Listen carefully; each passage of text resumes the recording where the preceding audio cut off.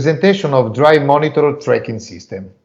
Drowsiness and inattention detection can help improving for safety of manual and autonomous vehicles, followed by a presentation of interior sensing technology that can track objects and action like talking on the phone while driving.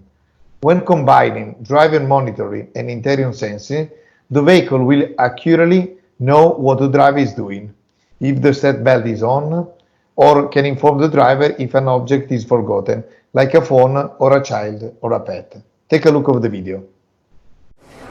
We use infrared cameras and we detect the features of the face, like the salient features, which is eyes and eye corners and nostrils and mouth and so on. And we build a three-dimensional model of the face using AI that we can track over time.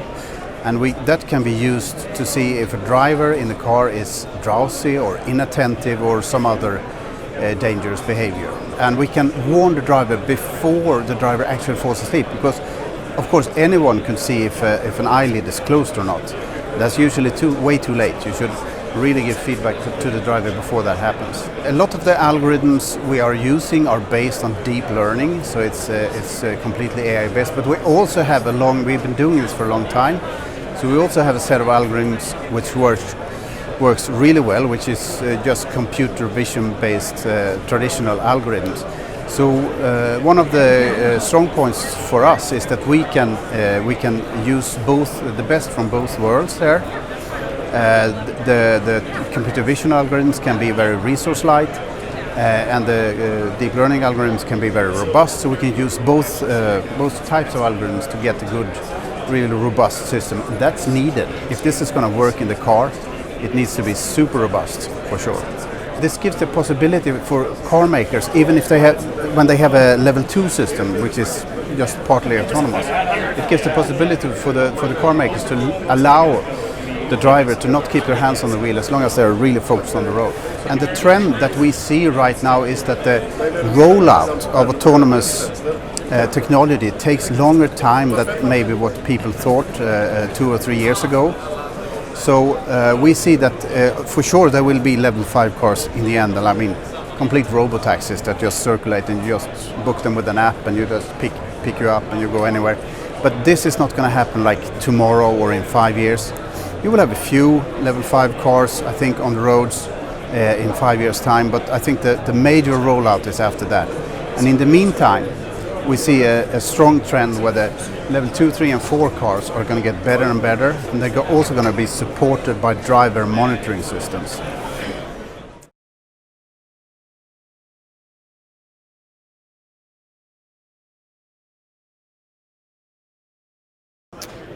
Hi, my name is Peter Rundberg. I'm going to show you what we've been showing here at CES 2020 here in Las Vegas. And first I'm going to show you our state-of-the-art driver monitoring system.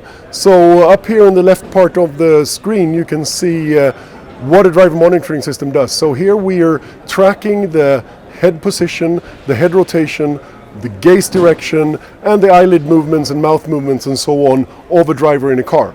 And as you can see with the overlay graphics on the screen here, that it's accurately tracking me regardless how I move and what I do in the car.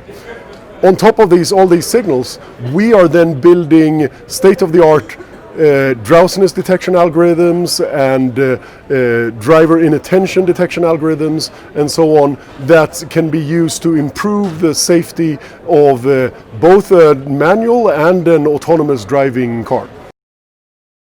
What we're also showing, in addition to our driver monitoring functionality, is our future functionality in the interior sensing space. Over here I'm going to show you how we can combine interior sensing with driver monitoring. In the top right corner of the screen you see a driver monitoring view. You have super high accuracy on my head position and my gaze direction. You can also see in the top left part of the screen that the system has identified me as Peter, which is of course my name, so the system can know and do facial recognition to see who is driving the car. In the main part of the screen here, we're showing body position, how you're sitting in the car, what you're doing with your limbs. We're also tracking objects like cups and food, and also, of course, the main thing in the automotive space, whether or not you are on your phone when you're driving. Now I'm going to go through some of the advantages that you get when you combine driver monitoring with interior sensing. Here in our driving simulator, I'm going to show you the different signals that we can get from the different cameras in the car. So for instance, from the interior sensing system, we can see in the top right part of the screen that I don't have my seatbelt on. So if I take my seatbelt and put my seatbelt across my chest, then it detects that I have a seatbelt, and let me get that in the buckle there. And now I'm safely strapped into the car. It can also detect whether or not I'm sitting in a good position. If I lean out of position, you can see that the car can see that I'm not sitting in a good way, and that it might not want to fire the airbag because I'm too close to the steering wheel. You can also see that when I hold my hands out and touch the steering wheel, it detects that I'm holding my hands on the steering wheel, and when I take my hands away from the steering wheel, it can tell that as well. Also, if I take an object and I bring it up to my mouth, like I'm eating, or a cup, I'm drinking, you can see that the system can accurately tell whether or not I'm doing things that could be considered dangerous in a driving scenario. We also do object detection in the rear seat of this car. As you can see now, we have a dog and a child in the child seat in this car. And if we remove the dog from the rear seat, you can also tell that the system then can detect that the dog is no longer in the car. And if we put the dog back, the dog appears again.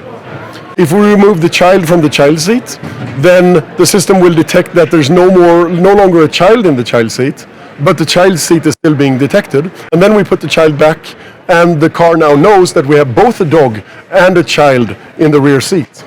So now that I get out of the car, I unbuckle my seatbelt and I step out, the car will realize that the driver has left the car, and then it will indicate to the driver by sending perhaps a text message or by some audible alert that there's a child and a dog that's been left in the car.